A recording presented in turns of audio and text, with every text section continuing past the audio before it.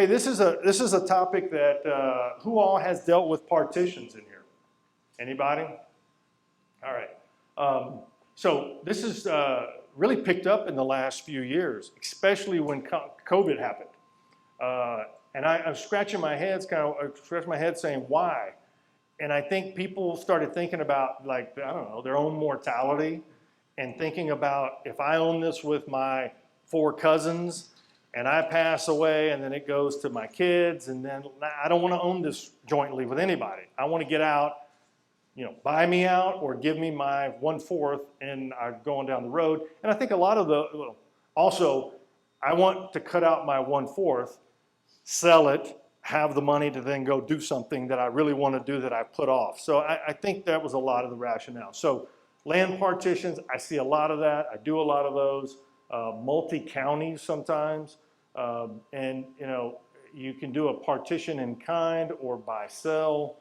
I will tell you, if it's not, if it's land that's more than just a house on a lot, the court's preference legally is to divide it up. Try to figure out a way to divide it in kind. Okay, I get a lot of times, be it a prospective client or someone just calling and wanting to visit about a potential partition, and they'll say, well, it's 300 acres, I own 1/3, and I want to get it ordered sold and the money divided.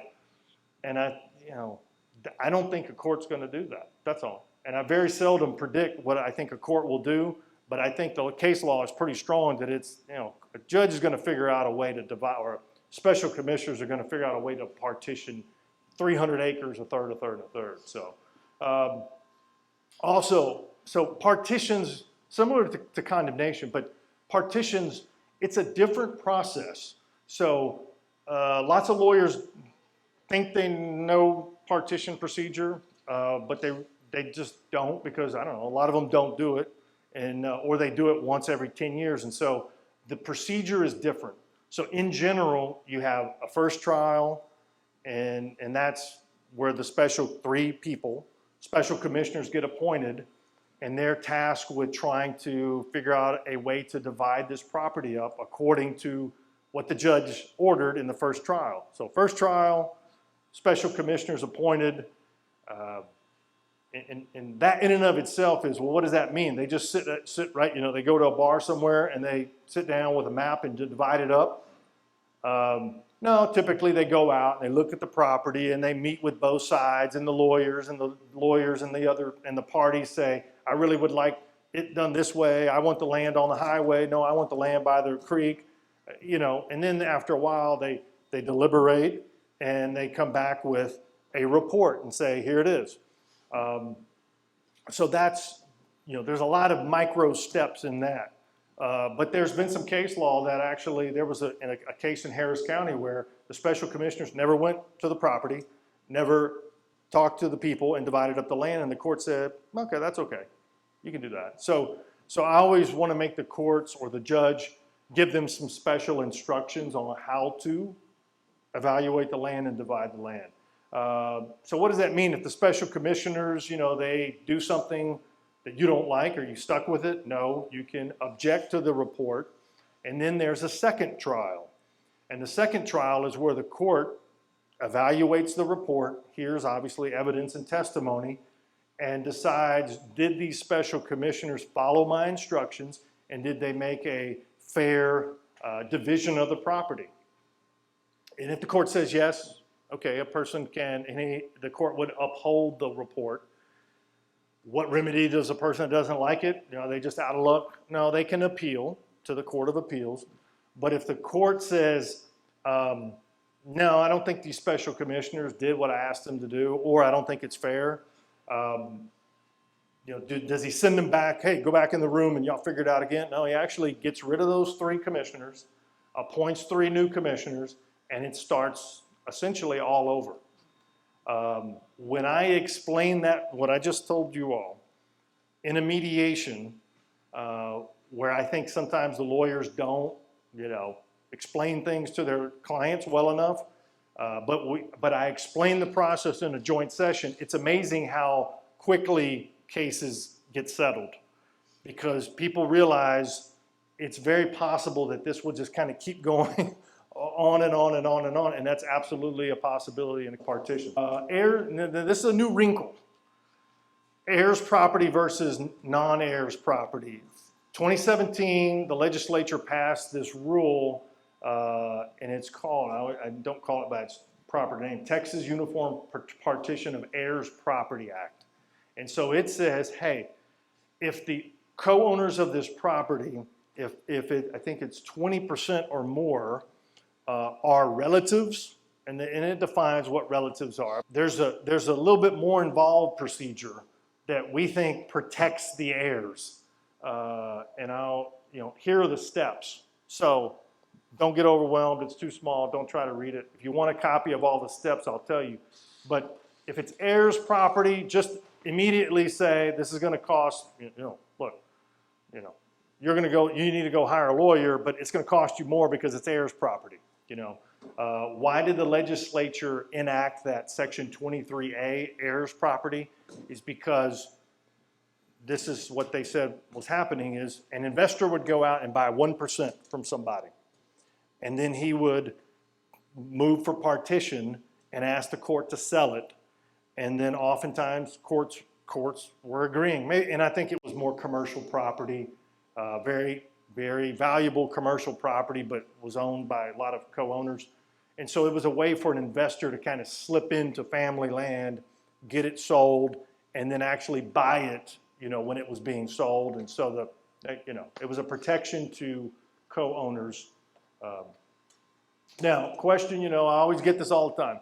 I own 1/2 of 100 acres, so how many acres do I own? And everyone will, a person will always say, well, I want my 50 acres. Well, if the land looks kind of like this, maybe. So if it's kind of homogeneous land, okay. But what if it looks like this? Well then, and what if, there's a highway, like I said, big highway on one end, creek, floodplain, and normally, this is what, we're having to deal with. Reality is slightly different, right? Partition by sale, like I said, this is normally just if there's a house. And it never fails, I'll have someone call and say, oh, well, it's 4 co-owners. Is it really? You start digging down into who really owns it, and I've had one that started out, supposedly it was 4. They got a survey, everything was gonna be easy, right? And next thing you know, it's 26 co-owners. And the court still actually, it was on 12 acres, but the court did say it can be partitioned, so.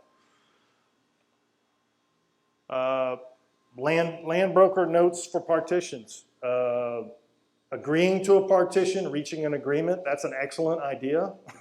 But memorialize that agreement.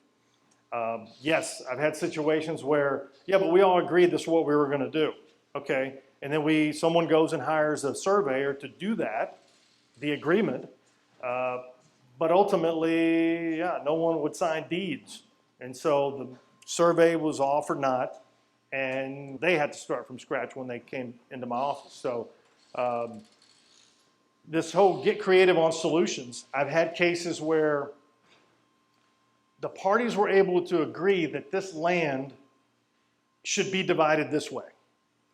Somebody gets down by the creek, more acres because it's floodplain, whatever else, and the person that gets by the road should get less acres because, hey, it's by the road and it's higher value. Okay, so everybody can agree how to divide the land. You want the creek and you want the creek, but you agreed to flip, and whoever wins, have we flipped coins before? Yes. So we've laid out all the procedures, and basically, I hate to use the term game, but this is the game, and we flipped a coin in court, and the judge got a kick out of it because I'll even bring the coin. So he brought this coin, and it looked like the Super Bowl flip, but we had it on video, but we had the court reporter there too, and we all agree, and we're gonna do the coin flip, and we did the coin flip, and it worked out. Look, I've known people, exact same thing, and roll dice, and whoever wins, actually, then they keep the dice too. So